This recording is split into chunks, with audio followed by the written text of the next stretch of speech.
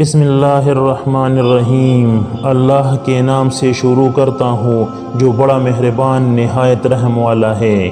حضرت عثمان رضی اللہ عنہ کے پاس ایک سائل آیا، حضور صلی اللہ علیہ وسلم سے مانگنے آیا تھا۔ آپ صلی اللہ علیہ وسلم نے کہا عثمان رضی اللہ عنہ کے پاس چلے جاؤ۔ عثمان رضی اللہ عنہ سے مانگنے گیا۔ وہ بیوی سے لڑ رہے تھے۔ کس بات پر؟ یوں کہہ رہے تھے، اللہ کی بندی، رات کو تو نے چراغ میں بتی موٹی ڈالی تھی، وہ بتی ڈالتی تھی روئی کی تو تیل زیادہ جل گیا۔ تو یہ کہنے لگے یہ کس کنجوس کے پاس بیچ دیا جو بیوی سے لڑ رہا ہو؟ کیوں تو نے بتی موٹی ڈالی ہے؟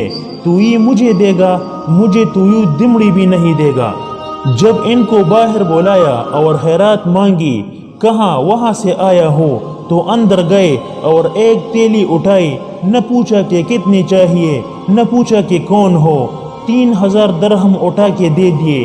وہ حیران ہو کے کہنے لگا ایک بات تو بتاؤ۔ کہا کیا؟ کہا یہ تو نے مجھے اتنے دے دیے کہ میری اگلی نسل کو بھی کافی ہے، اور خود بیوی سے لڑ رہا تھا کہ بتی موٹی کیوں کر دی۔